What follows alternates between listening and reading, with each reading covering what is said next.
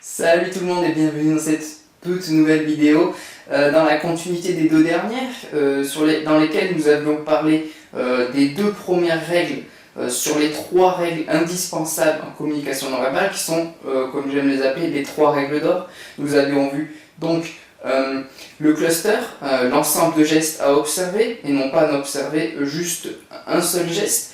Et nous avions vu également le contexte, l'environnement dans lequel se trouve une personne, le lieu et les personnes se trouvant autour. Nous allons voir aujourd'hui la troisième règle qui est le comportement de référence. Alors qu'est-ce que c'est le comportement de référence? La ligne de référence du comportement d'une personne, c'est le comportement en temps normal d'une personne, le comportement habituel qu'a une personne lorsqu'elle n'est pas stressée. C'est son comportement quand elle est à l'aise et quand tout va bien. Alors pourquoi connaître et établir le comportement de référence d'une personne est-il si important?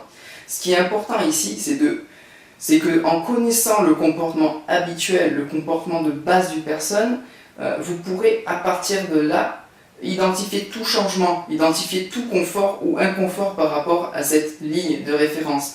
Vous avez votre ligne de référence et vous pourrez identifier tous les changements à partir de cette ligne-là. Alors, ce qu'il faut savoir sur le comportement de référence, c'est que il est bien plus facile d'établir le comportement de référence des personnes que nous côtoyons souvent, que ce soit nos amis, nos proches, ou des personnes que l'on croise très souvent. Nous connaissons leur habitude, leur gestuelle habituelle, comment ils se comportent, si ce sont des gens plutôt chaleureux, heureux, ou s'ils sont plutôt froids et assez fermés. Nous connaissons leur comportement de base et il est plus simple pour nous d'établir et de voir tout changement. Vous verrez qu'il est beaucoup plus simple de connaître le comportement de référence de vos amis, de votre famille, vous le connaissez certainement, alors que lorsque vous croisez un inconnu, vous faites une nouvelle rencontre, il est beaucoup plus compliqué d'établir ce comportement de référence. Alors comment établir le comportement de référence d'une personne que l'on ne connaît pas, vu que c'est un peu plus compliqué? Et bien en fait, le but c'est de mettre la personne la plus à l'aise possible. C'est en mettant la personne dans des conditions les plus favorables possibles que vous pourrez voir quel est son comportement de référence, comment elle se comporte habituellement, et c'est à partir de là que vous pourrez observer tout changement, qu'il soit négatif ou positif.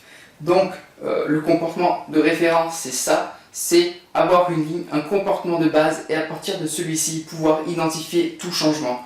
Donc nous arrivons à la fin de cette courte vidéo, de cette troisième vidéo sur les règles indispensables en communication non verbale. Nous avons donc vu le comportement de référence dans cette vidéo, le comportement de référence d'une personne, son comportement habituel. Dans l'autre vidéo, nous avions vu le cluster, l'ensemble de gestes, le groupe de gestes à observer.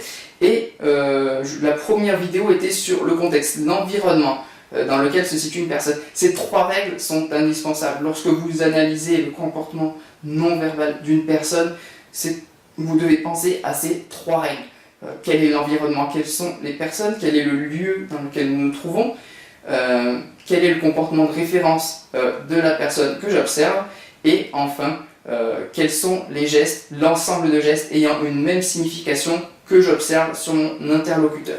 Voilà pour cette vidéo. En complément de cette vidéo, je vous invite à vous procurer le bonus offert que je propose dans la description. C'est un bonus complètement gratuit qui vous apprend le langage corporel à adopter au quotidien pour avoir plus d'impact dans vos interactions, mais également pour arriver à décoder, interpréter, comprendre la gestuelle de vos interlocuteurs. Il y a également un passage sur les astuces et conseils sur la détection de mensonges. Vous pouvez également partager cette vidéo si elle vous a plu, vous abonner, mettre un pouce bleu et moi je vous dis à la prochaine. Ciao!